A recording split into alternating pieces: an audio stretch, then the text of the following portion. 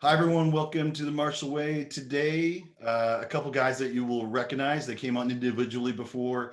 I kind of mumbled over that one. Individually before. Senseis, Darren Stringer, and Wesley Jansen from Karate Tips and Tricks.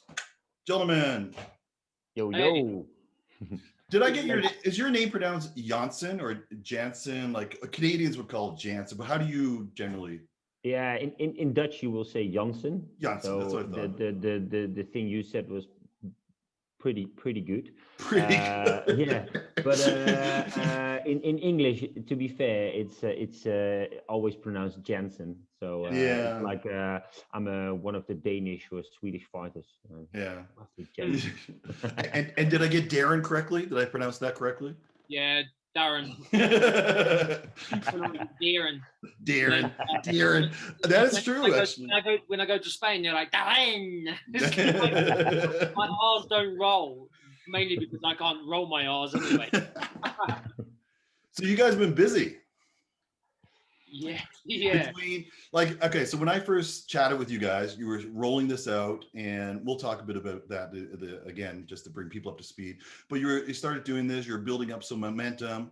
Now you guys are famous. Now you have the biggest training virtual training platform going now, or at least the one with the best respect, most known. And now you're going to do podcast circuits and stuff. It's pretty cool to watch the evolution of it.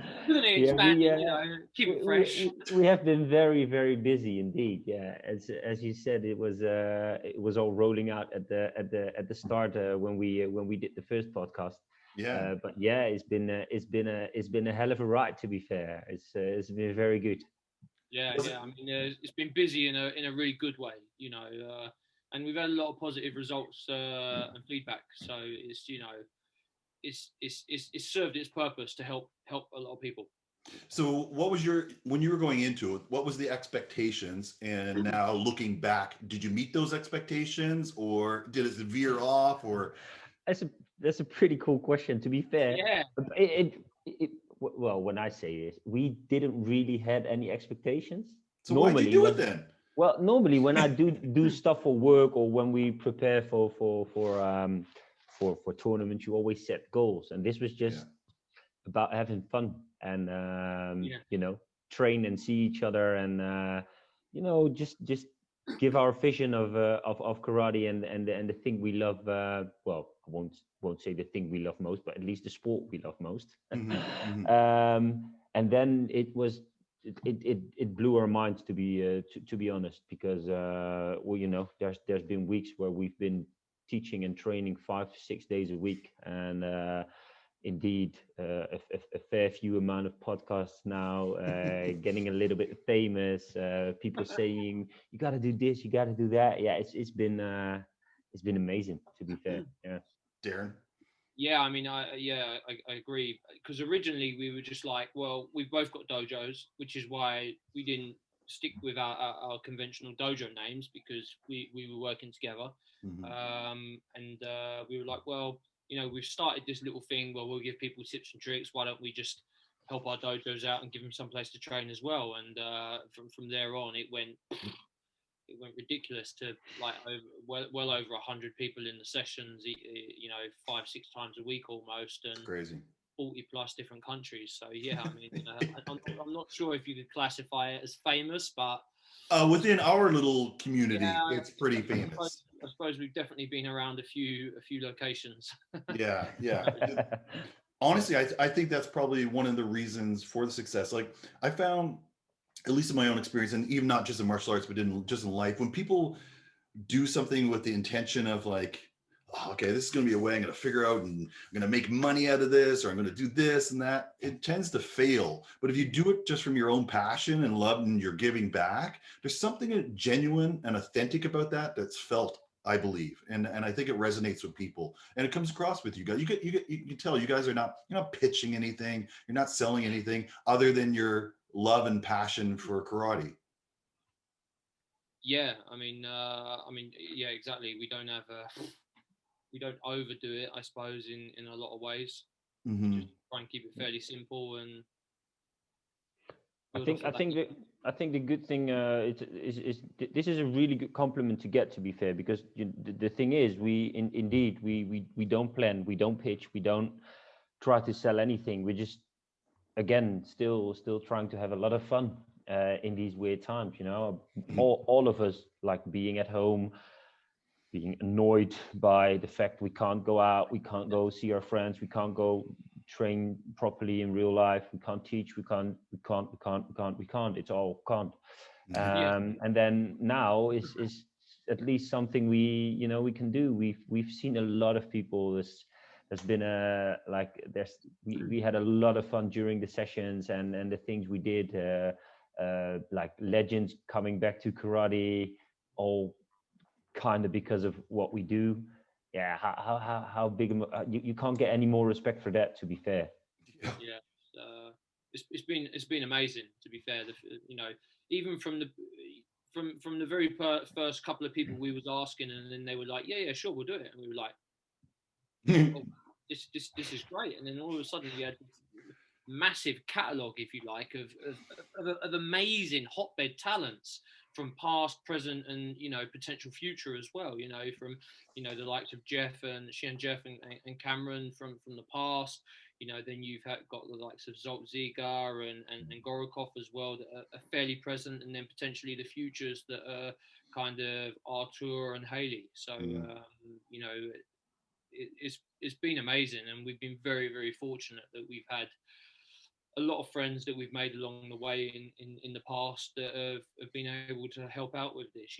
We can't take sole credit for it 100%. We've had a lot of other people that have chipped in and helped out. Janine, obviously, she's done a lot of shows with us during the week as well. When she wasn't falling pregnant. When she was falling pregnant, He tripped into it. No, I mean, and sincere thanks goes out to all those people that have helped us out and supported us, because you made it. We helped out and we gave a platform, sure, but it's nothing without all the other people. To be fair, you were one of the people who helped us out as well. Yeah. Giving us a platform, Scott. And I really appreciate the $1,000 you sent me too. Yeah.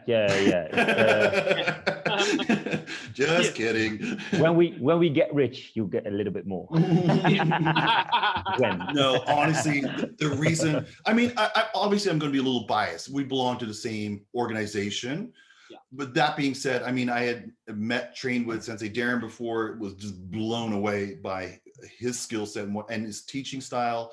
And then when I started seeing what you guys were doing, and to your point, during lockdown, people can't do much. I just thought it was amazing. And not only that, your openness to bring anybody in. It wasn't about politics. It wasn't about branding or any of this kind of stuff. It was authentic to what I was saying earlier. So yeah, I resonate. So of course I was going to promote it. It was amazing what you were doing. Yeah. Thanks again. We can't be more thankful than that, because it's only in that way we can all do it together. Well, yeah, exactly. And the other thing I like about it, like, it's really, really difficult to join your classes live for me in my particular time zone and work and stuff. But you now have this catalog. So it's funny. I even did it yesterday where I go back and ones I missed, I'm like, oh, that one sounds good. So I do that. That's incredible. Like, you never had that opportunity unless you went to, like, I think we probably talked about it before, unless you were going to camps and things were planned ahead and all that stuff. But not to just go on to a catalog of, Jesus, would that be great to train with these guys and this instructor or this champion, or just it's amazing what you guys have done. Yeah, I mean, and that was one of the things we spoke about when we unfortunately we had some issues with the platform in the first few weeks, wasn't it? Whereas when the recordings, they were really poor quality because it's just the way we were doing it. But then we upgraded and got a better quality, and we was like, look, we're not looking to get anything out of this, right now, definitely, because people are all in the struggling boat. They're struggling to train, struggling to find work potentially. So if we uploaded the full sessions for them, they could enjoy them anytime they want. It's great if they make the live sessions, of course it is, because you do get an extra feeling about it. But if not, you can always revisit them all on YouTube. And definitely for the foreseeable I future. think the only one which actually really wasn't properly was like the recording with Yevgeny Memro, which was Yeah. that was a big shame because Amazing session. it was a really cool session, and so maybe we need to rewind that one back again. I think he's What up about for a it. part We are two? up for it as well. Yeah, Yeah, yeah. Yevgeny too. Yeah. Said he had a great time. He was even saying, look, once this is all over, maybe we can all meet up in kind of Russia and have a course together. And we was like, yeah, man, why not? And now he's built his own dojo. He's extremely successful anyway, so it's looking good for him as well in that respect. What's been so that's, you said at the beginning, it was the difficulties maybe in whatever you were choosing to record with and upload, whatever, blah, blah, blah. What's been the highlights of this stuff for you? That's a good question, man. Yeah, it's difficult. I think for me personally, I think Jeff Wybrow getting involved again. Because I mean, he was gone for such a long time. He's on my list to get on here, actually. Yeah. Well, I'm sure he'd be grateful to do it. But he was gone for such a long time, and then we were like, "Look, do you want to do it?" And he was like, "He goes, I'm old. I can't do the things I used to do." It's like, don't worry about that. You want us to do something, we'll do it. You just give us your wisdom and that lot. And ever since, to be fair, he's appeared in quite a lot of our actual training sessions, not just as an instructor that he came along. He's actually revisited as a student, I suppose, if you could ever call Jeff Wybrow a student. I don't think you can. Well, if you think about Forever the Student by Pat, we did Jeff is one role model, to be fair. Yeah, exactly. That's what I was just going to say. And I'm doing that other thing with Terry, and we were talking about that too. What makes a student? I mean, you should be a student for the rest of your life, really. Oh, 100%. Yeah. What about yourself? I thought about that, and there's a few highlights, but I think that the biggest highlight is the international success we had, like the ease we had to get so many guests, and actually it sounds a bit weird, but we kind of had a waiting list with people. Like, do you want to teach with us? Yeah, of course, I can go now this weekend. We were like, yeah, but we line up. We've already lined up the next 4, so can you go in like 5 weeks? And wow. And then they all were like, yeah, of course, that's not a problem. And there's been a few who said they wanted to really do it.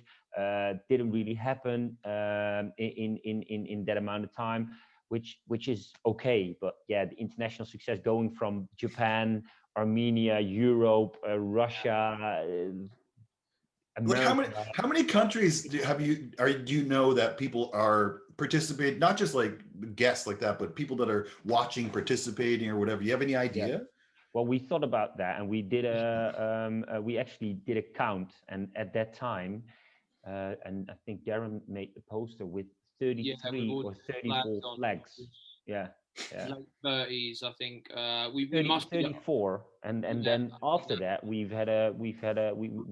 still, because I think we made that poster in September or something. Yeah.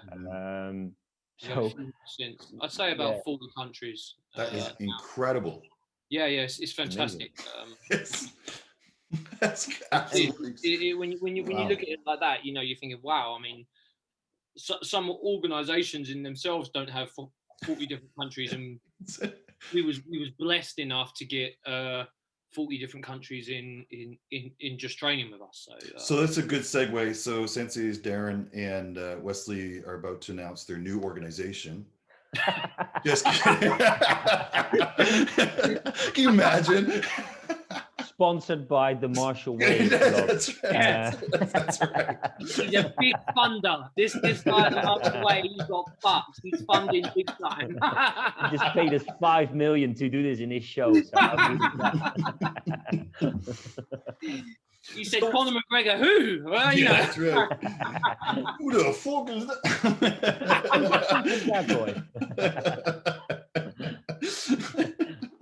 Oh my God. Have you guys, sorry? Go ahead, Darren. It was fantastic, to be fair, that we had such good support, and you know, like you say, they're from all places. So, What kind of feedback have you guys been getting? Sorry. What kind of feedback have you been getting from people? Oh, it's all bad. Yeah, obviously. Yeah. No, we've been very blessed with the feedback we got. A lot of people like we still ask for like the students to do what do you want to do? Yeah. What can we take for you and what you want to work on, and you know we still try and do this.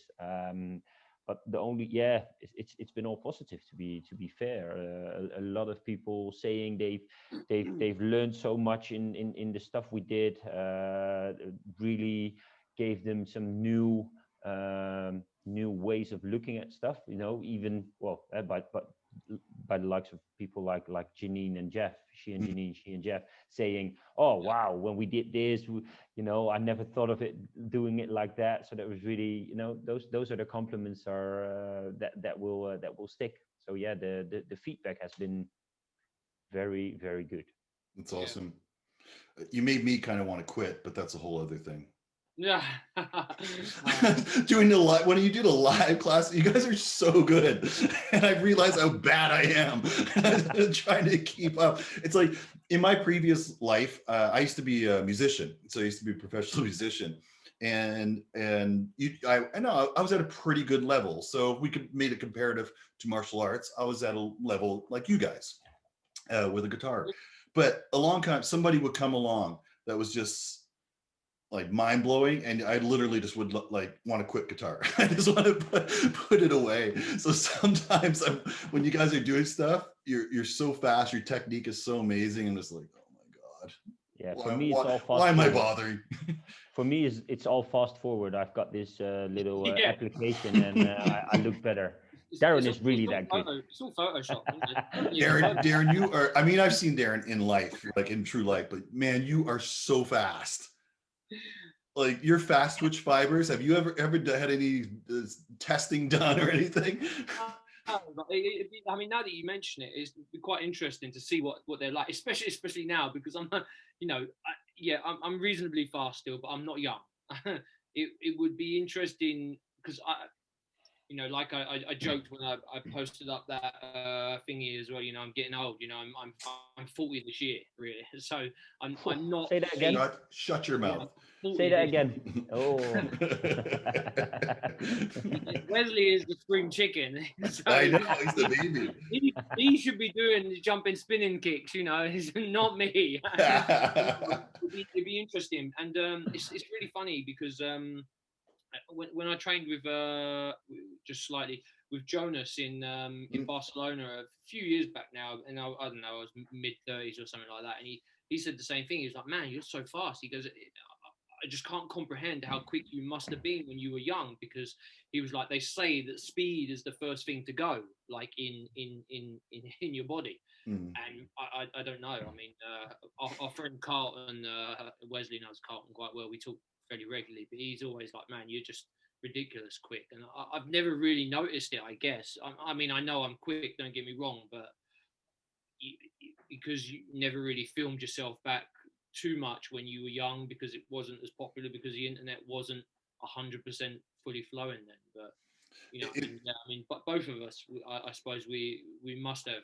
fairly good twitch muscles, because. Oh yeah, I mean, both of you are obviously extremely high caliber athletes. I guess for me, it's because I witnessed it it's one thing seeing it on a screen or where you're doing it, but when you're there, like, you know, a meter or so away from me, demonstrating something in front of a bunch of people. I still remember being in the class, just like kind of scratching my head, like, how did he get from point A to B? It was so explosive. And I remember at that time, we were talking to you in the class about it, and you were, because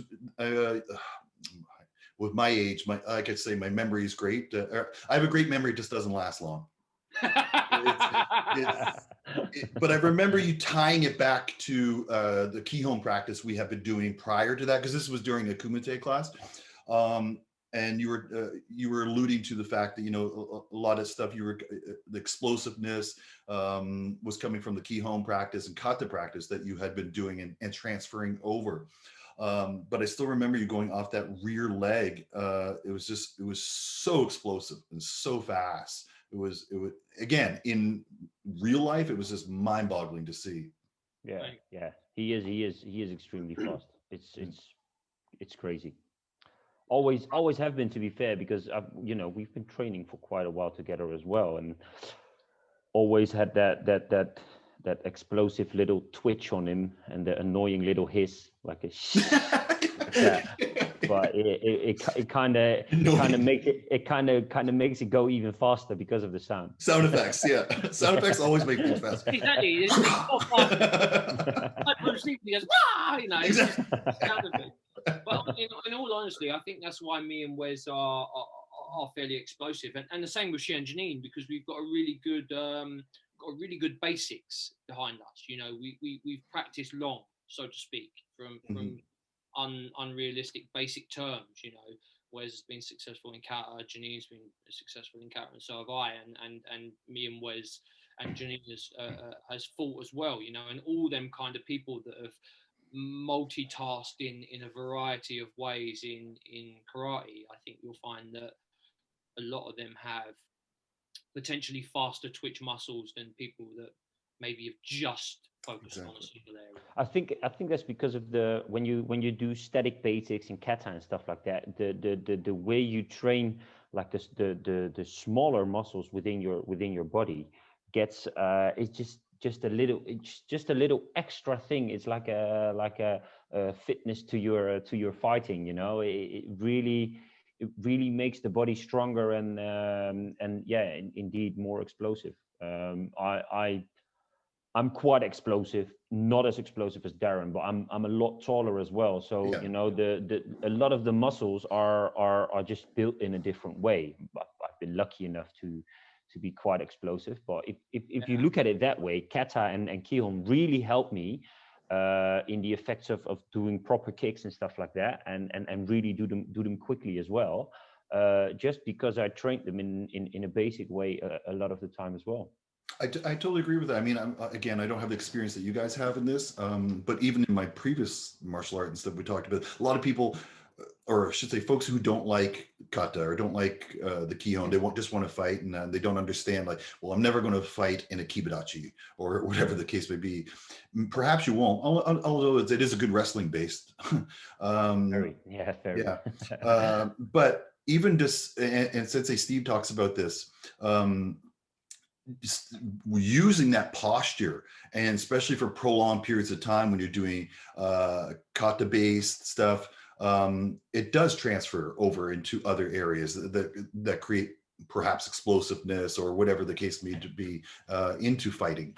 I'm just wondering, will you guys agree on that? I mean, it sounds like you do anyway, just based on what you just said. I definitely agree, and if you look at all of the different stances we have within Kyokushin, like for instance, not a lot of people would like to be in the lengths of a Senketsudachi or a Kibidachi, but that's something that really worked out for myself and for Darren, to have a longer stance, a longer base of fighting, and that really gives the muscles in my legs and in my body the recognition out of all of the basic training we did. So I honestly believe in the same thing Steve said, Sensei Steve, that it really helps out. Mm-hmm. Yeah. Sorry, Darren, go ahead. It resonates, just quickly, it resonates really well as well, because what people don't fail to realize is that when you're doing basics, you're doing 100% of the work. Very rarely do you do 100% of the work when you do like pads, for example, because good point. Your partner will do the work and then he'll hand it over and then you'll do your set combinations. Yeah, of course, loads of people, they do like hours worth of bag work on their own, but more often than not, you see a lot of people transferring the pad back and forward, and that's great for explosive training and short bursts and things like that. But basics is a continual training throughout the session, because you don't get no break. It's not like you go, your partner goes. So I agree with it 100%. I'm wondering now, because of lockdown and stuff, I mean, I literally have not sparred with somebody in almost a year. Yeah. It's crazy. However, I'm just wondering, and I'm sure a lot of people in whatever 40 plus or 40 countries, whatever you guys are in, I don't know how many are still in some form of lockdown or whatever, in a similar boat. I'm wondering if the level of basics and Kihon and things like that is rising. And once hopefully we ever get out of this, once we do, and can hook up and start sparring again, I wonder what the effect is going to be, if any, on that. I most certainly hope that the level of Keon and basics. Well, that will get better for sure. But I'm wondering now, what will the effect be, if any, on when they start doing? I reckon. Well, in my opinion, this can go two ways. In the first way, it's a very bad way. Everybody clashes in like titans and bash each other up and stuff like that. I hope it doesn't go that way. I hope people realize how much they have used all of the techniques in the last couple of months, and they actually start using this in fighting. And that means the level of like their full karate will go up. Mm-hmm. Because I think what we've definitely tried to do as well is explain why we do things as well, right. not just we're going to do this combination, oi, gyaku, low, switch, yada yada yada. We really try to analyze to people, your partner is potentially going to do this and react this way, and then that's when you can do this, and then you can do this, and then hopefully it's made for more of an intelligent fighting status as well. Because we all know, you get kind of autopilot routine and you just get to the same things that you used to doing, and then all of a sudden you clang an elbow here and you don't really think about necessarily as much as what you should do, and hopefully that is that's going to transition from all the classes that us and all the other guests that we've had have put in, because as Wesley said earlier, the feedback has been fantastic, and oh my God, I didn't realize we could do that, or why we did that, and that's a great alternative. So I really, really, really hope and would like to think that we have opened a few eyes potentially, and maybe we'll get kicked in the face a few more times now as a result. what I'd actually like to add to what Darren just said is I have always been in fighting, I've always been a chess player, so try to really use strategic fighting and thinking and get the knockout out of a smart way of fighting. And he's been really, really good at it, I might add. No, he's fantastic. His knockout ratio is probably up there with one of very few, to be fair. Yeah, well, yeah, it's true, but thank you. It's nice words. But I really hope that we made a bit more chess players and not checkers. So I really hope the things we gave them and the things we showed to people is all about being the smarter person, being the smarter fighter. And I honestly believe that we gave away a lot of these things to help yourself, not us, but help yourself out to be a better, well, as we say, chess player. I love that analogy, chess to checkers. That's great. Yeah. Well, it is tips and tricks, right? Yeah, exactly. But no, I think you will have that influence. And just something that struck me just now, you guys probably have the largest dojo in the world. At this time, at this time, yes, we have. Yeah, like that's insane. But yeah, I agree too. And I think we should promote that, to be fair. Yeah. Well. Right? You mean, forget organization and stuff. You guys literally have the largest dojo in the world. I like that. Yeah, and again, I can't help it. It's not a plug or anything. You guys know I respect Sensei Steve a lot. He's my he's my fantastic. teacher. But again, it's something So that do we. Yeah, it's something that he talks about as well a lot, like the evolution even within Kyokushin. We've, the days gone by when people were just just clash into now. You're playing smart. You don't want to get hurt. You want to have that quick knock it, if you will, or but not sustaining injury and fighting smart. So I think that's exactly, this is perfect what you guys are doing, because that is it is strategic fighting. So it's great. Yeah. On that, I just, I made the largest dojo in the world and stuff, which is actually, it is pretty cool. It is, yeah. Darren, make a poster out of that. I know, Yeah. right? Has there been any, have you guys received anything like negative from political kind of thing, or wanting a guest on, I can't do that because, and you don't have to mention names or anything, I just wonder, has politics come into any of this stuff, because there's so many organizations and Well, nonsense that happens? I suppose in some senses, no, but and I think we had a and I'm surprised Wesley didn't say this about one of his highlights, to be fair, because I thought that this would have been one of his, that we were really fortunate to have Mad Max on the show. Yeah, that was a great one. This was definitely one that I really thought of, Darren. Very true. Yeah, it was a great class. I was live for that one. It was incredible, really, because I mean, we both know Max because he was IFK once upon a time, and he Wesley probably knew him a bit more than I did, because he's interacted with him a bit more. But yeah, we were really surprised, because we was expecting some political blowback there, to be fair, but it was fortunate that he actually remembered us for starters, and also his grassroots, I suppose, where he came from within the IFK. He was like, yeah, this is cool. Well, perhaps, I don't know if you want to add anything to that, Wesley, but I was thinking perhaps too, he is so well known, even here in the West. I mean, he's so well known. He might be at a point where he'd just be like, even if there was, he'd be like, so.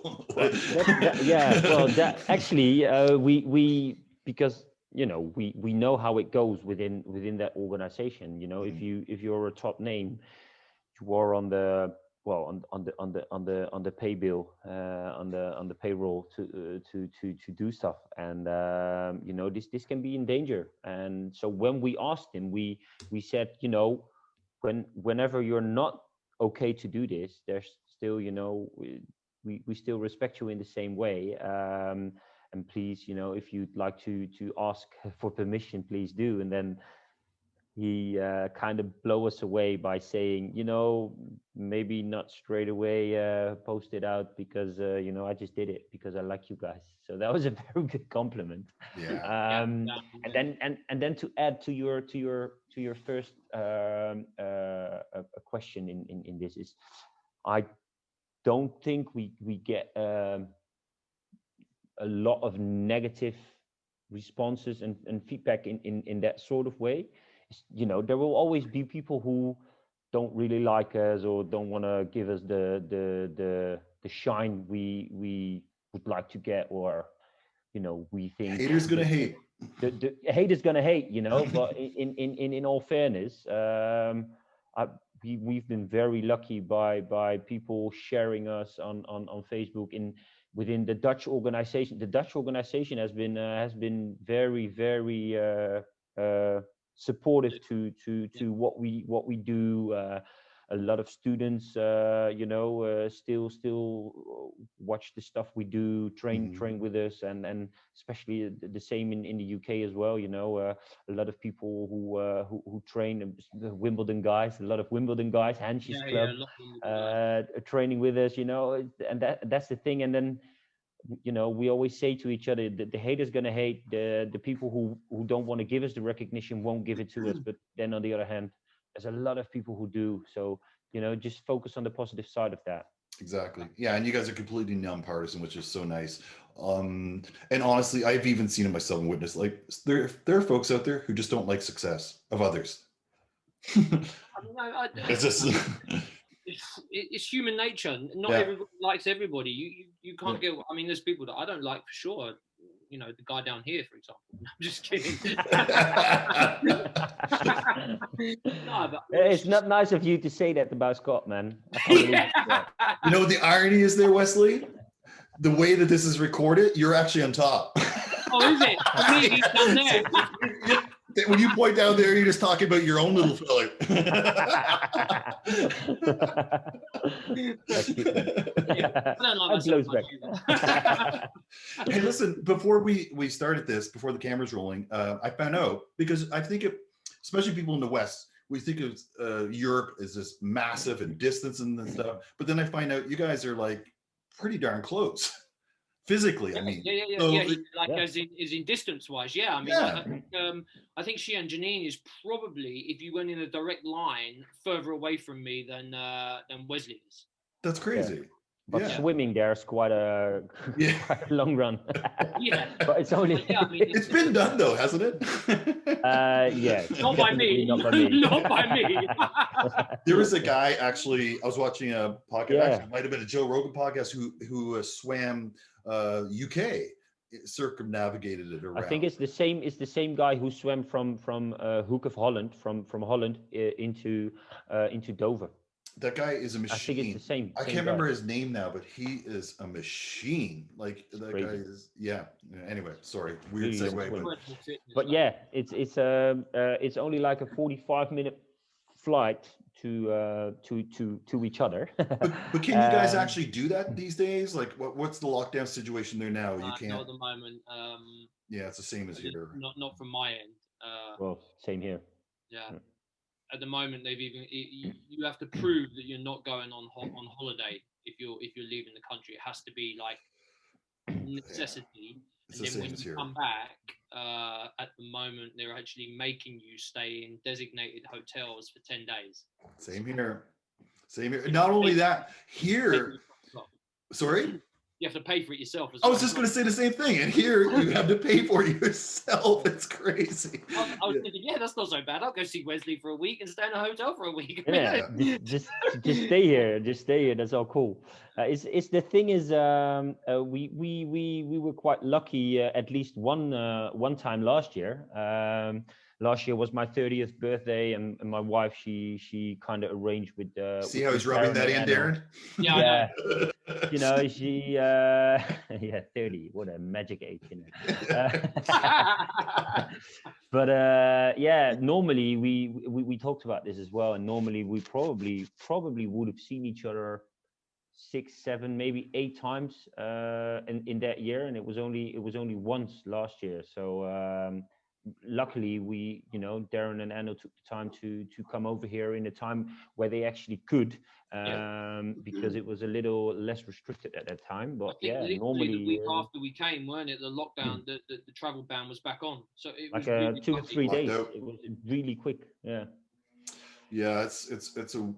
I mean, we don't have to go down that path everybody has over and over again, but it is weird times. Last year I turned 50, so both of you are young pups. There you go. Hey, look at that. So for that birthday, I was supposed to be in Montreal fighting, which is not bad at a 50-year-old, in a tournament there, and we were going to celebrate my 50th there. I had friends coming in from other provinces and stuff. Ended up me, my partner, and one of her friends. And that was it. Like, because it was in lock. It was so sad for the big 50. So someday I'm still going to do the big 50. It was the same for your 30th, wasn't it? I mean, it was it was the same surprise party, and then it was just up the beat. Nothing. Yeah, it was at the end. We couldn't do anything, and indeed, there was going to be a big surprise party. Darren and myself and Anno, we were gonna have a really nice day out, and then coming home, and a lot of friends would be here, but none of this happened, unfortunately. Yeah, it's gutting when you think of it. Yeah. Hopefully this year. Anyway, whatever. Yeah. On that note, so what's the plans? Do you guys have in store for anything? Any special guests coming up, or is there anything changing? Anything you want to let people know? Yeah, I think we're going to go intergalactic next. We're going to have one on the moon, maybe on. So not just the world's largest dojo. Universally. Universal, yeah. And then I think we're gonna take over Universal Studios because you know what's in the name. That's right. And Yeah. They're probably going to ask us, can you take this off our hands? Yeah, right. The film industry's in the decline. We need something to save it. That's right. Master Wave's going to sponsor all of this. So good, isn't it? It's such a nice guy. No, but we still keep the super guests. So every month now we do this once a month because we don't have any friends left. So Not lying. He's not lying. No, we just try to we will stay as long as possible in the two trainings a week. Where we do technical Tuesday, Thunder Thursday, or technical Tuesday and Super Saturday.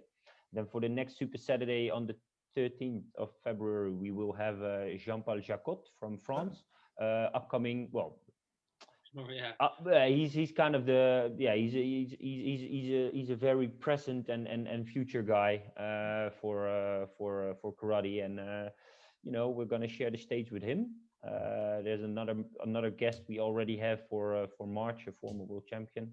So that's that is pretty cool. And to be fair, we kind of have to look at it at the monthly time, because you know, when the restrictions get lifted, hopefully at some stage, we hope to go personal instead of online, because that's kind of where I was segueing into. If this gets lifted, will you guys take this show on the road? Hopefully. Yeah, I mean, as much as that'd be great. To be fair, that's always what we spoke about anyway. Being able to do it in person, you know, feel the experience a little bit better with everybody, you know, and we were saying trying to think about ways to kind of, I guess, raise some funds to kind of help the situation out a little bit more, because we understand that obviously now is a very hard time for everybody, and if straight away we go, there's a camp going on, cost you X, Y, and Z, and we'd like to be able to support that as much as possible without people having to pay too much to get back into normality after such a traumatic event. So again, we thank you very much, the Marshall Way, for your continued support. My pleasure. I hope it continues on. Again, you know, I'm not blowing sunshine up your butts. It's really amazing what you guys do, and not just that. I mean, having gone to camps and stuff, and you have like singular great instructors and stuff. I love one thing I love about you guys is the chemistry. You guys just have amazing. It's genuine. Again, I keep using that word, genuine. You guys have a genuine chemistry that really, really works, and I think that would segue well into I don't know what to call it, live. Well, that's kind of how we do this in person. Yeah. Oh my God, does this still exist?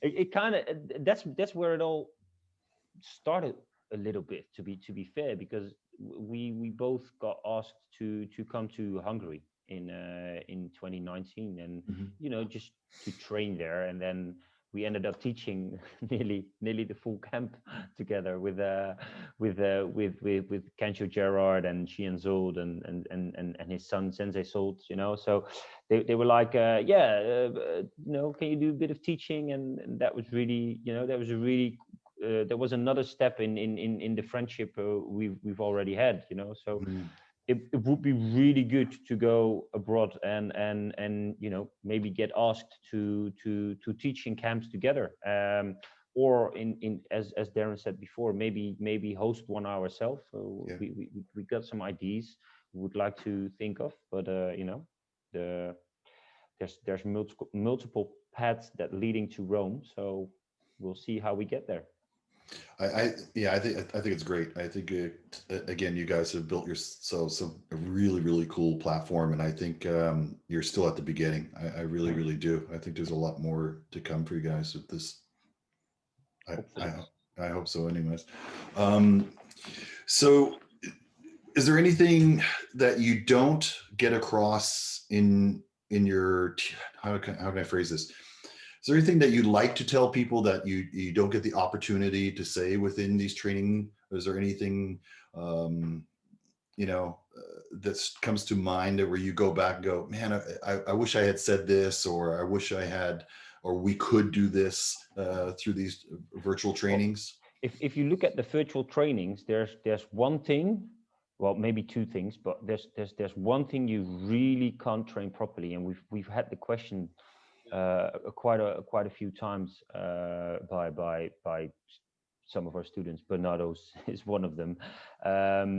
Is how to do bunkai, and give some extra ideas for that, and that's just really hard to do virtual, especially a lot of people are in their homes by themselves, and well, you need a partner. Darren, yeah, you need a partner. Well, coming from a style that was primarily all focused on bunkai, I could tell you, the only way to do it solo, it's called kata. Yeah. And that's pretty much what they're asking for, applications and bunkai through the kata. Can you show us why or how you do this? Yes, we can. We're not professing to be Mr. Bunkais of the world, but Did you say Mr. Bunkais? It's very difficult because you can say, okay, you do it for this reason, you do it for that reason, but unless you practice it and see whether it pulls off or not, it's really difficult.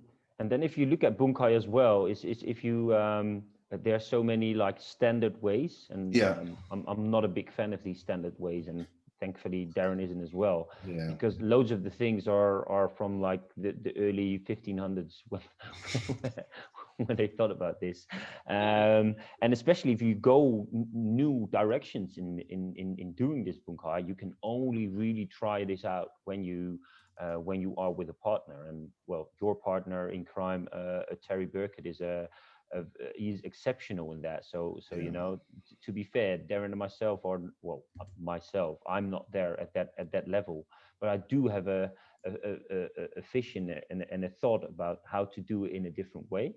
But you need a partner. Yeah, it's actually, I'm hoping, I was just searching because again, brain farting on his last name, and I always butcher it. Are you guys familiar with Ian Abernathy? Yeah, I do know his name. Yeah, so he's coming on in the next week or so. So okay. this is going to be. Trained with him, hasn't she? Yes, she has. She has, and Terry as well. And I was a fan of his even for a long time, because I really do like his philosophy on bunkai and stuff. So I'm going to pose this exact question to him: how to solo train, and I'd be curious to see what he has to say about it. He has a lot of ideas. I've seen some of his stuff. I've not trained with him. It'd be quite nice. I missed the opportunity actually, but it's always interesting. And the thing, as Wesley said, the thing with bunkai is it's very adaptive. There's multiple ways to skin a cat, as they say. There's you go through this and you go, okay, well, this is what I do it for, and then someone goes, well, I don't do it like that. I do it for this. And it's like, well, it's an interpretation. It's 100% an interpretation. I mean, again, coming from more traditional, like in Okinawan styles, that's we were told. Like every block is a strike, is a block, etc. Terry and I were talking about the other day. Like when I was taught Gedan Barai coming down, it's not a block. No one turns in Okinawa to block a kick like that. That's a throw. You're turning and tripping the guy and just throwing him to the ground, right? So there is interpretation, and it's up to you, and also motor memory. So you just made this movement. I can't do it in my chair here, like in the Pinan. Again, the same thing. They were teaching that as a natural. So a natural reaction if somebody's coming at you is to put your hands just up to make a space to block. So that could be anything to move from there, and it is open completely to interpretation and whatever your natural body responds to. Yeah, and it is about utilizing in bunkai is all about repetition, because under extreme circumstances, when you'd actually have to use it, it can be life or death situations, and I don't think many of us actually practice that as much as what we could.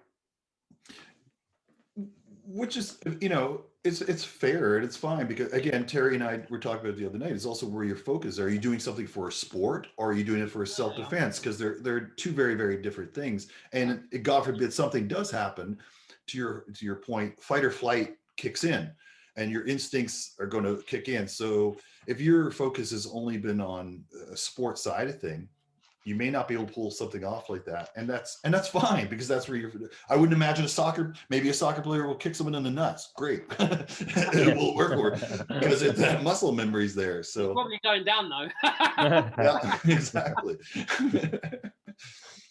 No, Yeah, I mean, that was always the impressive thing about Hanshi, to be fair, because he'd come from a very, very rough environment in some ways. mm-hmm. And his reactions is just instinct and natural in a lot of ways like that. I mean, we've all met him and we've all trained with him, but Mm-hmm. There's something a little bit unique about the way where he's come from, and I suppose all of us have grown up many of us have grown up in a softer environment when just wasn't needed as much as maybe back in those times was. That's the funny thing about Hanshi, because there's a lot of people telling their stories about the Bunkai and how they were kind of heroic Steven Seagulls when they when they did that. But when Hanshi tells it, I actually believe him. You know what I mean? Yeah. when he tells the story about him and his wife at the airport and stuff like that, probably a lot of Darren knows the story. I don't know if you know. Go for it for the viewers. Go ahead. Well, I think Darren can give the better view of this. So please fill in the blanks. I don't even know in what country this was anymore. Was this I think it was Russia. I think he was traveling Russia. from Russia over to UK by train or something, and then his wife stayed on the train, and then he got off and he was like, just wait here, and then the train went and then came back, but his wife, either him or his wife, didn't have his passport, and they got stuck on separate sides of the glass, and she jumped over this glass, and then he was like, someone's going to die here today, and he weren't kidding. The guy weren't kidding. He was like, she's my wife, we're not getting separated, someone's dying here today, it's either us or it's someone else. Yeah.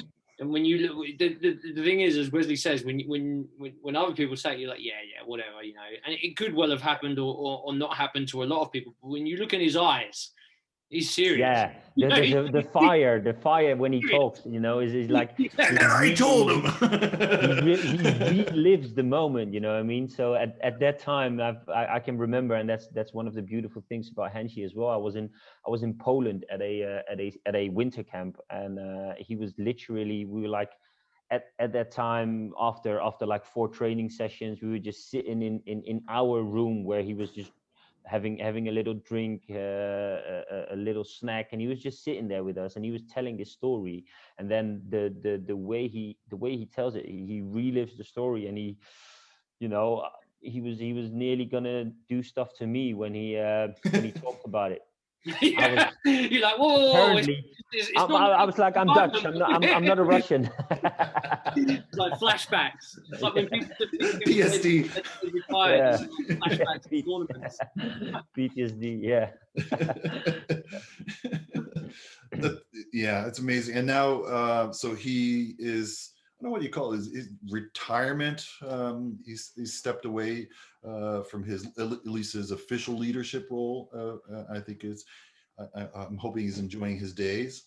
Have you guys? I think he's a bit bored at the moment. I speak to him now and again. Yeah, I was just going to ask, have you heard from him? How is he? Yeah, well, I have meetings with him, obviously through the BKK anyway, because we're on the board together. But from a man that's travelled the world, done a lot of amazing things, to now be very, very restricted, it's boring and it's dull, and he just he lives and loves karate, and he just wants to get back into the dojo and see some people, and have that fun stroke serious training environment again, which we all miss, and especially as we all know, the unfortunately, the older you get, the less you do, the greater effect it has on you. Yes. I'm not saying that that's the case, because he's a very strong mentally and physically person, but it takes its toll. Yeah, of course. Just like to be able to, just go and see him and have a coffee with him, or even if he wants to go in the garden and do some training and just tell me to do some backflips or stuff. I can't do them, but if he tells me to do them, I'm gonna have to try. Right? No, I can do backflips, but it's been a while.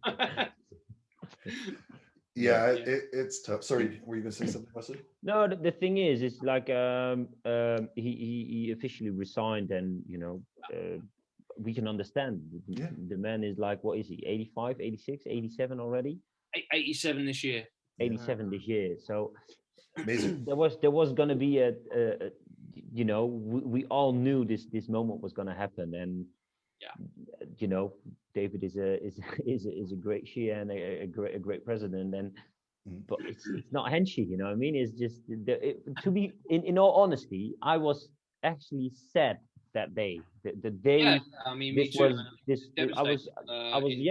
was kind of like the end of an era, you know what I mean? It's like he's always been our Hanshi, even when I wasn't in the IFK for a little time, and she and Cameron he can tell this is a true story. I was still talking about Hanshi Steve O'Neill, because he's I don't know, the man is once he's in your heart, he will never get out. So. Yeah, it's just a massive, and I think that's the case for all IFK and probably Kyokushin people. Yeah, we know there's a time to move on. That we know that there's a time that we all pay the piper. It's inevitable. It still doesn't change the fact that disappointment exists for probably everybody. Even the people that kind of take over roles in that sense. Sure. I'm really pleased with my position. I'm really pleased, that this X, Y, and Z has happened. But on some level, you're thinking, yeah, but not Hanshi. Yeah, but hey, we move with the times, and we can only wish him the best that he deserves. Absolutely.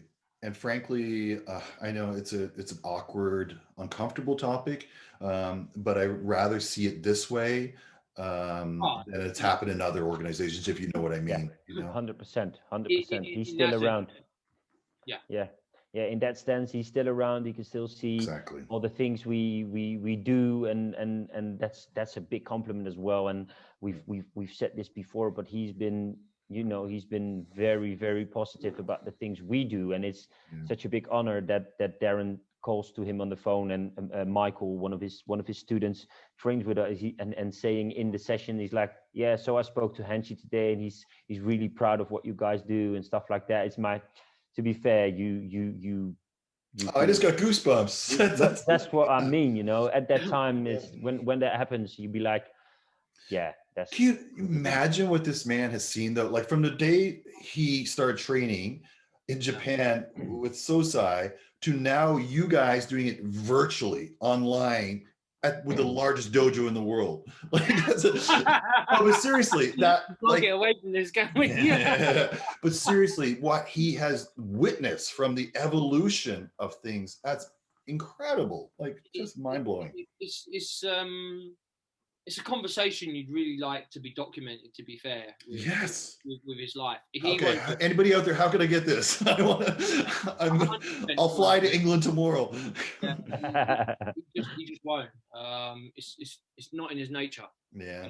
He loves telling stories. He loves interacting with people, but he just doesn't want to document it down. But to live the life he's lived must be fascinating, to see what he's seen as well, and to see, as you say, the evolution and the people that he's taken from beginners to masters as well. Incredible. It's must be a very fulfilling life in some ways. We all get satisfaction from teaching someone to be able to do something, maybe to be able to do something that someone else can't as well, and maybe help someone do something that you couldn't is a tremendous achievement. And he's had it in multitudes. It's incredible. It really is. Segueing on because we're chatting a lot and I'm really enjoying this. I don't know how long people want to go with this. So you guys have been making, and I think we talked about it at the top. I don't know if we hit record at that time, but you guys have been making the podcast circuit as well. So again, in your fame is growing in that way. Obviously, this is the best one that you've been on, but just kidding. Well, at least this one really pays us a lot of money for our organization, you know. You can say, if all the podcasts I've been on, you're one of them.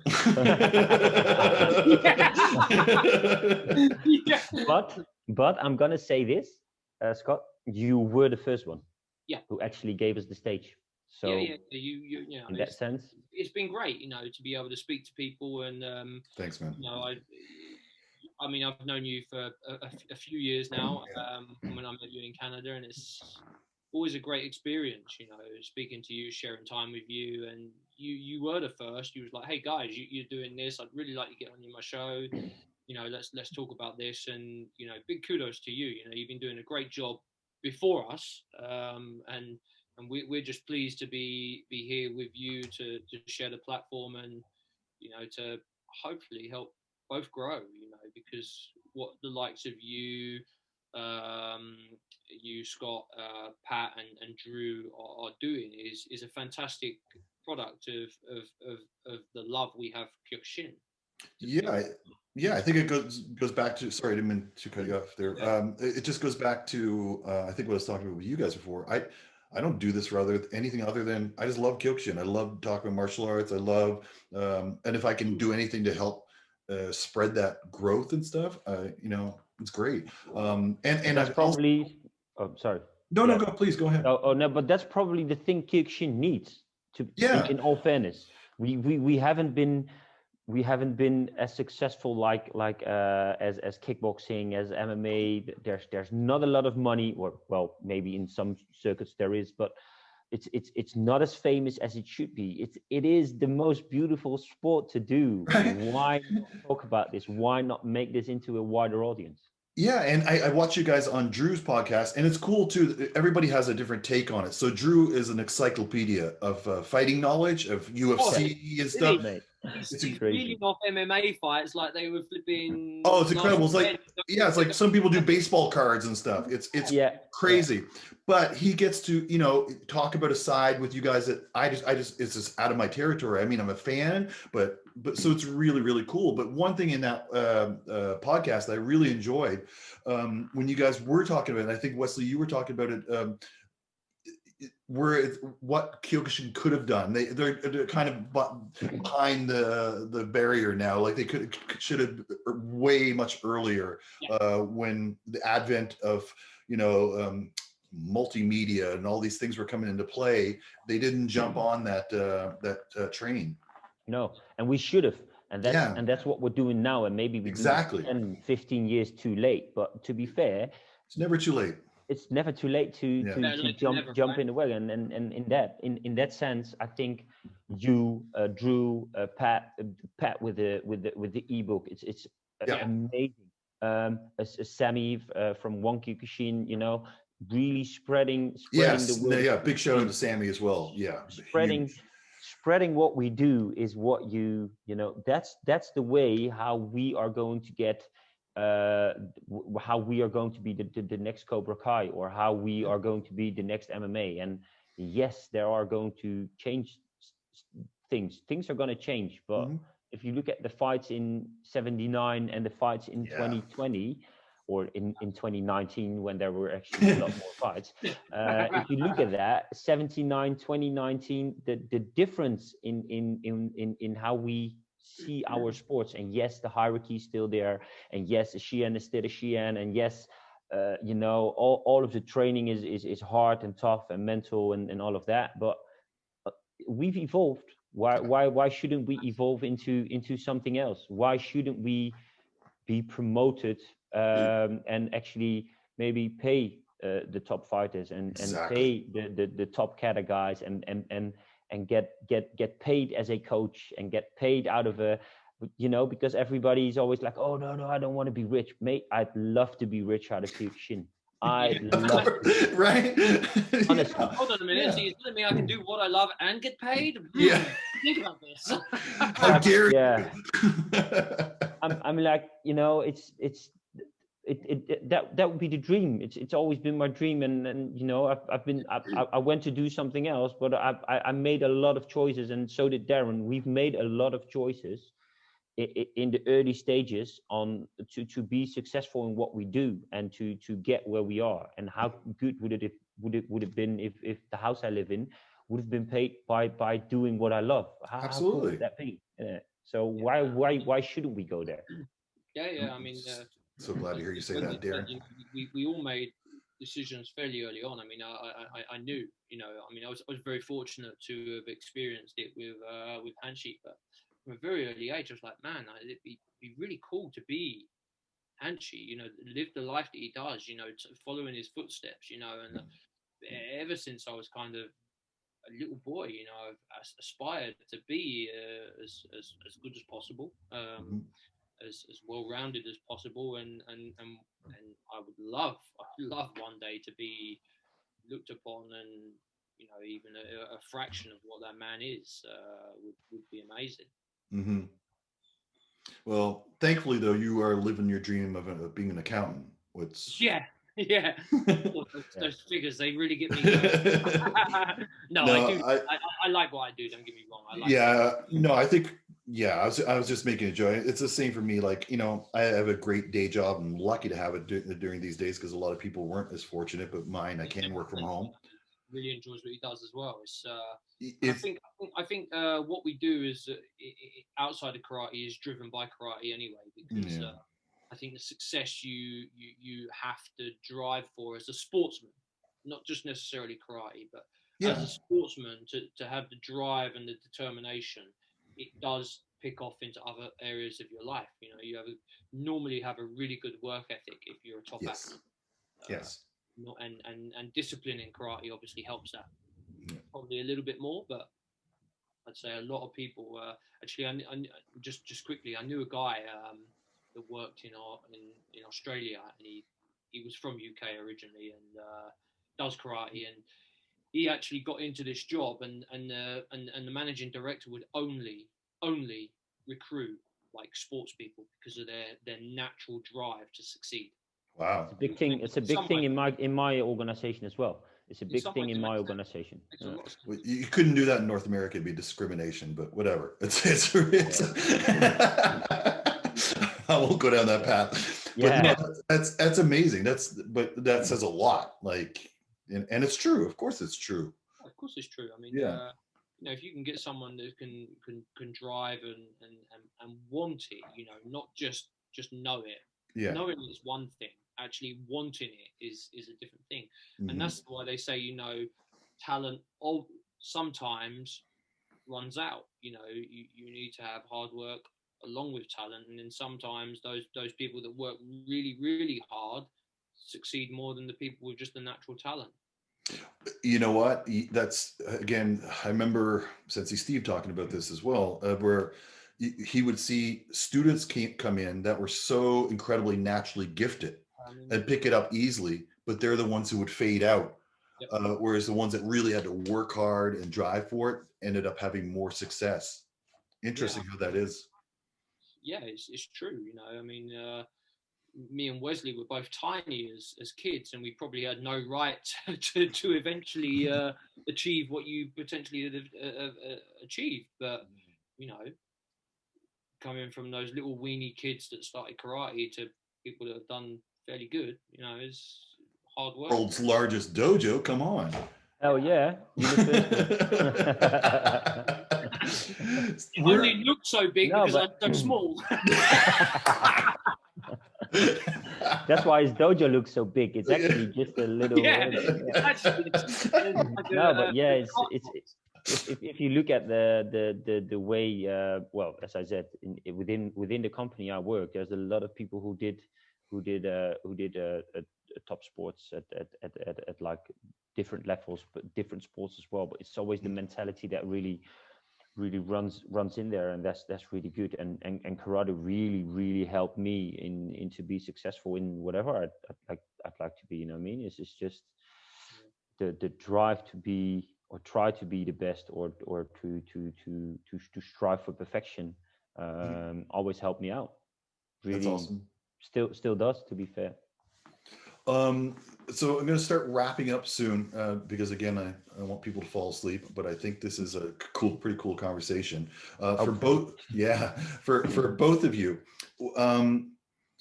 Where do you, not only where do you see it, but where do you hope to see Kyokushin go, and what part do you want to play in that evolution? I'm going to run to the washroom and I'll. No, I think we touched on it earlier anyway, that Kyokushin deserves a bigger bed than it has right now. I mean, unfortunately, we have ourselves to blame as Kyokushin practitioners to a certain degree, because all of the fractions and fragments that we've split into over the years. It's becoming a little bit better over the last probably 10, 15 years. A lot of people are more cooperating. I mean, if you go back to, it will never happen. If we went back to a single organization, it'd be really interesting to see how many Kyokushin practitioners exist nowadays, because there was over 10 million when Sosai was in charge. I have no doubt that there's much more than that now. It's just really hard to quantify because we're all in different areas. Yeah. I think Kyokushin will hopefully grow a lot more, especially in the UK where I'm from. Would you like to see it look differently, though? Is there anything that you would like, or you think might, just based on gold belts and things like that? Sorry? No. I mean, like rule changes, or going a bit more of an Olympic route, or I personally would not like to go Olympic route, because if you go Olympic route, it's more of a soft play area. They're not overly enthusiastic about boxing, not overly enthusiastic about rugby. It would be amazing if we could transition from where we are into the Olympics, 100%. But I don't see that happening. But full contact fighting is big at the moment, especially in UFC and boxing. So there's no reason why there's not a place for us on that mantelpiece to go along with that. Like to play a huge part in that. Of course I was, because karate's been my life, and I would like it to be my life for the rest of my life, as I said, like Hanshi. But who knows? I could get hit by a bus tomorrow and it'll all be over. So. Jesus, that's the spirit. No, this is not going to be. To be fair, this is not able, because you're in a lockdown, so you can't be. That's right. That's true, Mr. Springer. Yeah, lucky we got away with that. What I think what Darren says, he's right, and I don't really would like to see it personally as an Olympic sport, because in the past there has been quite a few sports which are now Olympic where too many changes had to be made. But that's also Taekwondo, for instance, boxing. It's a different game. But if you look at I think the way we evolved in the last couple of years, probably the last 20, 30 years, I think we should keep doing that. We should keep the evolving as we see this now. It's been a lot more technical. A lot of people are more well-rounded than back in the days, and I think it's good to keep the evolvement going. I think maybe we should. That's what I'd love to see. Go a little bit away from the old school hierarchies that are in there, because in my opinion, that is a bit too old-fashioned for the way for the world and the world we live in. Just to be clear though, what do you mean when you say the hierarchy? the fact that people who are a senpai, sensei, shihan, give them another name, are thinking they are more than people with a white, red, Yep. yellow belt. And that's what we pronounce people by their name and give them the respect they should get. I want to be pronounced by my name. I'm not Sensei Wesley in normal life. I'm Wes. Darren is Darren. You're Scott. Yep. I respect you as a person, and I think that's the thing we should see as well.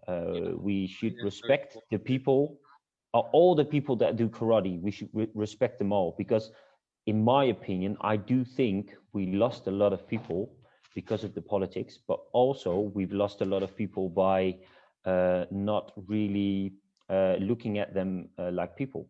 A lot of people lost their respects by their sensei shihan, Hanshi Kensho, and so on, because they kind of thought they had like a godlike status. And I definitely think this is something we should erase out of Kyokushin. We are all people who love something which is beautiful, because what Sosai did, and all of his ushideshis, evolved.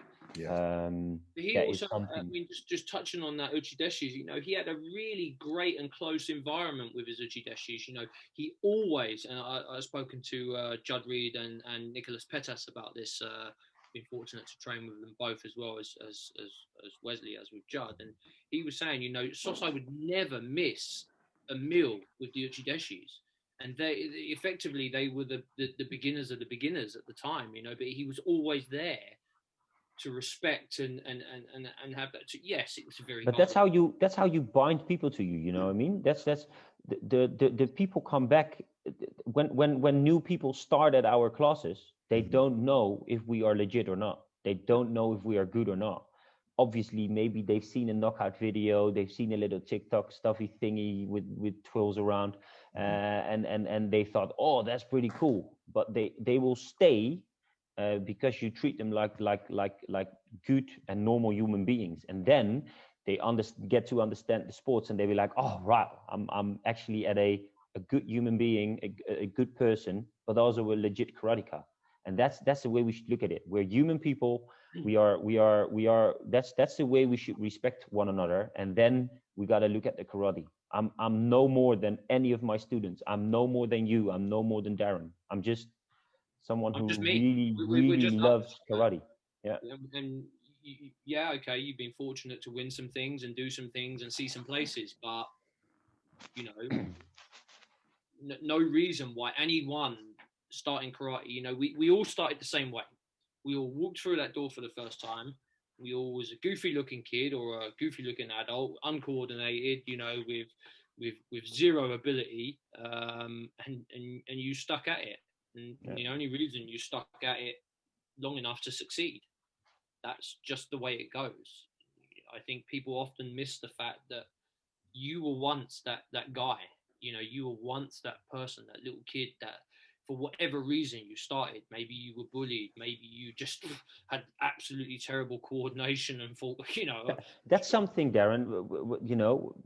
The bullying. Like there's a lot of people who start karate by, being bullied and need to get some more self confidence and stuff like that. Yeah. And then they have a teacher who bullies them. You know what I mean? Come on, go away from that. Please be sensible, man. Come on, there's honestly, that's something we gotta go away from that part of the hierarchy. As I said, that's what we gotta lose there. We're just human beings and value each other for each other, if you succeed, great, but it doesn't mean that you can't talk to someone or spend time with someone that doesn't succeed. Otherwise it's going to be a very lonely place, let's face it, because there's only ever one champion in a tournament, and if you're associating yourself with champions, you're going to be the only one there. It's going to be a very lonely place, and why not share it with people all the time? Very true. Like-minded people with goals and aspirations. Sure, we are a different breed of people that stick with Kyokushin anyway. Don't get me wrong, but we are all the same because we were once out of that circle and now we're in the circle. And the more people we can invite into that circle and make them feel like they're welcome and The more the everything. merrier. Yeah, exactly. Yeah. There's one more thing I'd like to add to your question, and Please. that is that I'd like to see karate to evolve, and like countries like Russia already do this, especially if you look at the fighting. I'd like to see the evolving into the scientific training. You know what I mean? Yes. Let's step away from doing 50,000 frog jumps and 12,000 push-ups in a session. Let's go somewhere where you really look at your body, where you really look at Darren is a very different posture as I am, and then I mean very different because he's small and I'm really tall. So you know, let's look at let's look small, at the I'm people. old, he's young, he's tall.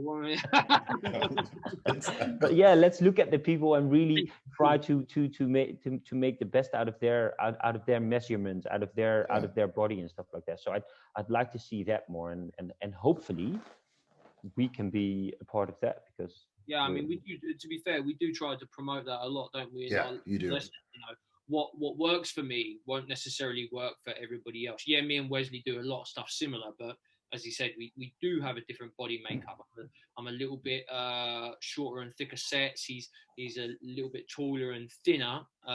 We both can kick, but we both kick in different ways, because Wesley has a much longer femur than me, as in the thigh bone, but I have a much better flexibility range than he does. But we are both very successful with kicking and being able to do things. So there's no reason why any person can't adapt techniques to their own body. Yep, you may not be able to do the splits. Yep, you may not be able to do Brazilian washi perfectly, but everyone has something that they can adapt to their own body type, their own mechanics. And I think only until you start understanding your own body a little bit can you help someone develop theirs in ways that maybe you can't do, but you can understand how they can do it. You know, Wesley can do some fantastic things, and I can do some fantastic things, and Scott can do some fantastic things, but we effectively, none of us are made from the same mold. Yeah. Everything you guys have said, there's so much to unpackage, and honestly, we could do a follow-up just around those segments and talk for another hour. I know that. Seriously, yeah, and even right now, I wanted to wrap with that, but I can't help it. I now have a couple of questions I got to just keep it clear. So when you're talking about the hierarchy and moving away from that, are you saying actually remove those ranks or those labels? No. I don't think you were, but I just want to be clear. No. That's a good question. I don't say remove the ranks, because in all fairness, a lot of, I'm not going to say everyone, but a lot of the people who have those ranks, they've really earned them. And I don't think we should strip the stripes, so to say.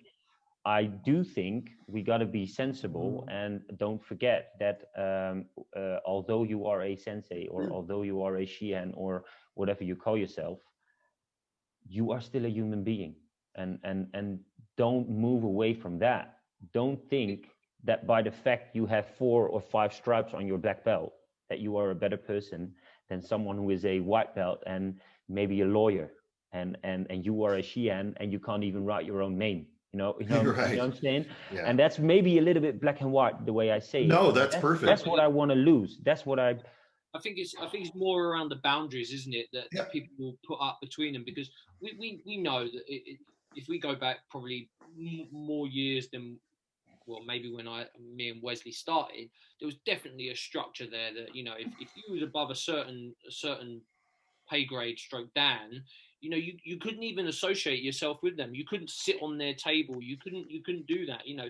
And I think those boundaries are put up for, I don't know what reason. You know, if you spoke to a psychologist, you'd probably say it's insecurities and things like that. But that is not my job.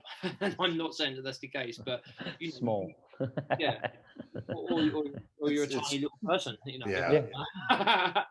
But no, I mean, it's a control thing. It is. But the thing is, the problem is, we live in 2021 right now. Exactly. If you go to summer camps, this still happens. Yeah. It's still the Shihan table. There's still the I'm a black belt, so I run the business. I'm like, no, man.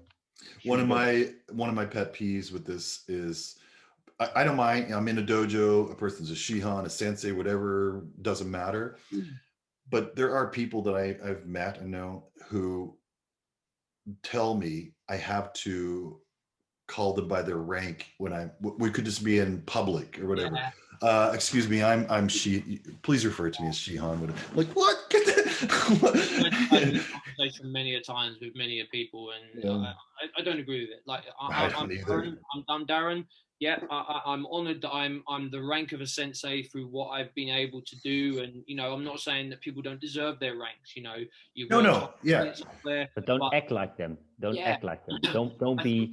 Don't be a different person. That's Darren doesn't even have his stripes on his belt. I still do, but still, people in the session, they can call me Wes. They can, of course, when we are in a official state, they have to say us. They have to say sensei and stuff like that. But when I walk around in city or when I'm at a tournament, I'm Wes. And come on, man, I'm never gonna say to anyone, I'm gonna tell people if they don't respect me or they don't show me respect, but they can still show me respect by calling me Wes or Wesley. You know what I mean? I don't think respect is via a number of dans that you have.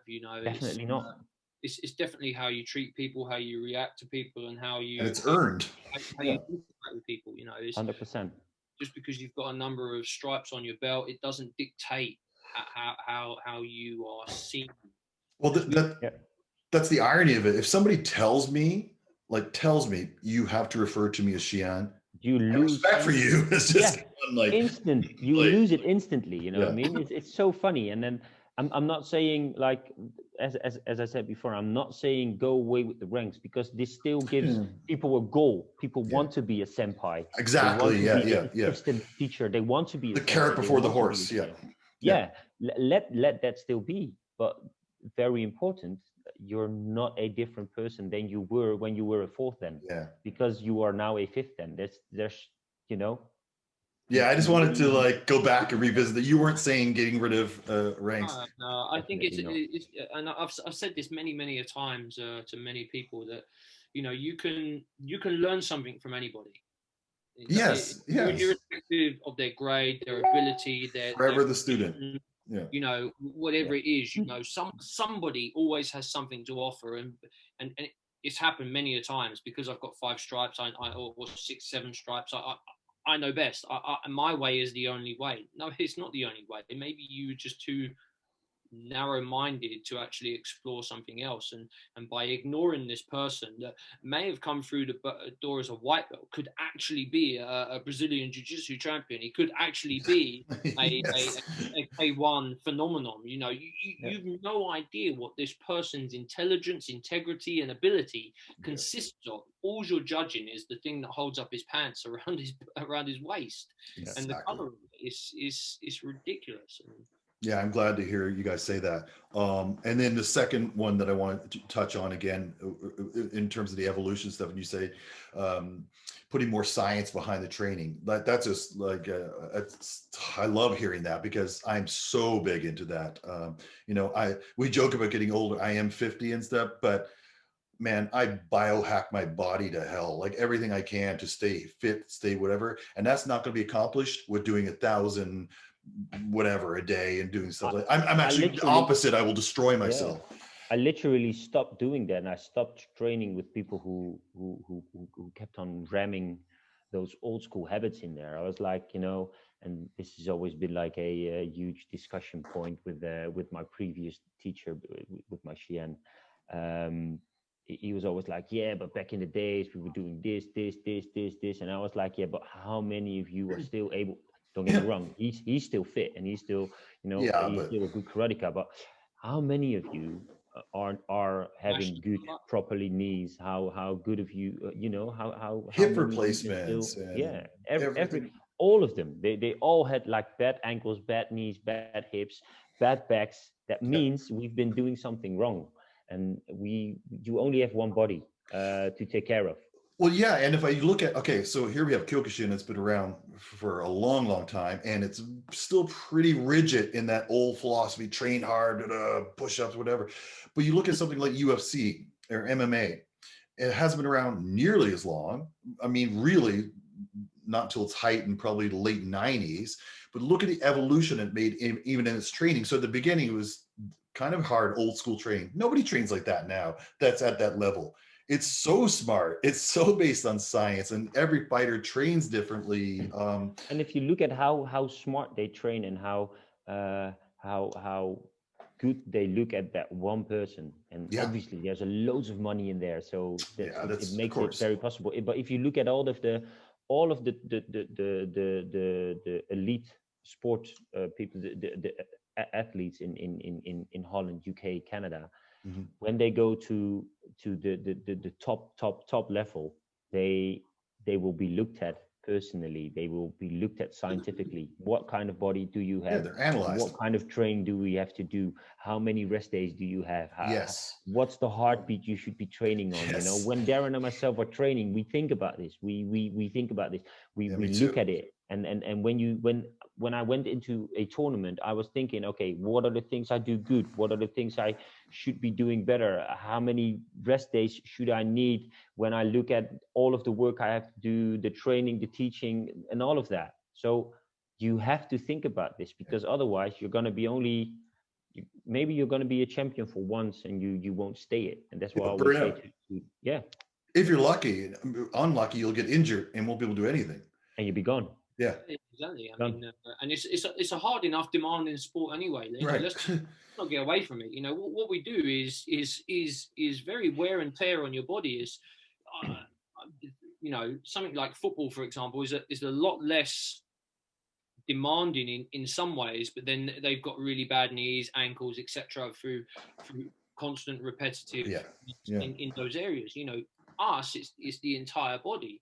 You know, it's very, very demanding. You have to be smart about what you're doing, and I think a lot of people have realized that over the years, and they're like, well, I'd really like you not to end up with like me with a hip replacement, and that's not me. I'm not quite that old yet. Maybe next year, but you know, there's loads of people with tons of injuries and surgeries behind them. We're really lucky that we are not in that bed of lots of injuries. But It's you yeah, need to be smart about it's it. You need to be smart about it. yeah, you have to adapt and take on what's around you in science. Like even to that point, like even this year, I had a I won't go into a lot of detail, but I had a crazy injury in my neck, Yeah, and I just and they told me I was going to have to cut through my neck, remove 2 levels of my and put artificial disc in. I'm like, no, you're not. I actually know someone from my old from Crawley Dojo that had the same thing done. Well, they told me it was inevitable. I was gonna because I had so much nerve damage. Like I couldn't do this. I couldn't Yeah. Yeah. pick up. But now, Crazy, man. flash forward, I can do this, and it's rebuilding that because I started researching and doing everything I can, applying other methods to it, and it's coming back. And the last time I saw this surgeon, he jokingly called me Wolverine. He's like, I don't know how you're healing. Yeah. We can't explain it, but you're. And I do. I just think it's just being training smart and doing whatever. If anything, it's so ironic. I put on over 10 kilos of muscle in the last few months, and that's just from training, just from just being smart and training. And that wasn't even my goal, but it's just getting healthy. I don't think doing repetitive nonsense and stuff is going to make you a better athlete, a better fighter, better or anything. I think it's to your body, to whatever all these points that you guys said. I think those days are gone. Yeah, Yeah, I yeah, think for the most part, and I hope you're right. yeah, no, I think it should be gone. I do agree with you know, a certain amount of it needs to be very Yeah, balanced as yeah, well, yeah. because it, you know, you could argue that okay, they were very, very mentally strong when they were doing them very primitive stuff, and that's a fantastic mental Yes. strength to have, but at the detriment that one day your body's going to be down here, your mental strength's going to be here. We need to kind of bring these more in a line, so you're still gaining this mental strength whilst we're training smart. It's Well, it's very wrestlers, important. man. I've met a few wrestlers now, high level wrestlers, and they train incredibly smart. I mean, I have not seen a stronger mind. Like the way they train, their perseverance that they do go through, but they're still training smart, and they're completely always evolving like that. So I think that's a good balance that could be taken into. Yeah, and we could take a lot on board in those other sports that have adopted that. Because as you say, rightly so, MMA evolved massively in a very half the time that we evolved. If you look at it in that way, what Sosai was kind of creating Kyokushin in kind of the late 50s to where we are now. We've progressed miles, of course we have, but MMA came on board and then went boom through the roof to millions of box office sales and things like that as well. Not all about the money, but such a big turnaround. Well, I think one of it is that especially in tradition, not just Kyokushin, just all traditional martial arts and karate, they're constantly looking to the past. Yeah. What did the masters do? Look the other way. Yeah. Instead of looking, so that's the difference with the UFC or MMA. They were looking to the future. What can we do to get better? What can we do to very, very different philosophy. I try to look at it the way I do my sales. You know what I mean? A sale that's been done, it's been done. And of course I can learn and see what I could do better the next time. But it's all about the next one, and it's all about the future. How am I going to make this happen? And yes, we should honor the masters we had, and we should honor the people who's been taking the steps before us. But we also have to think about, hey, what is in there in the future? Yeah. Maybe that white belt or that person who doesn't even do karate can bring us in a new direction. I think I think I watched something on Jesse, the karate nerd, and I think it might have been you that posted it up as well, Scott. I think what people fail to realize is that the likes of Sosai, the likes of all the masters that did exist, they were pioneers. They did make changes. We just since then got caught up that this change was ever constant, static. Yeah. Sosai changed the mold. He said, I like this, I like this, I like this, but I want to be here. And then he flipped it, made some changes, and then all of a sudden, look how big it was.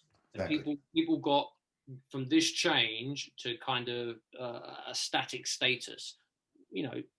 That's not to say that we haven't evolved. We have.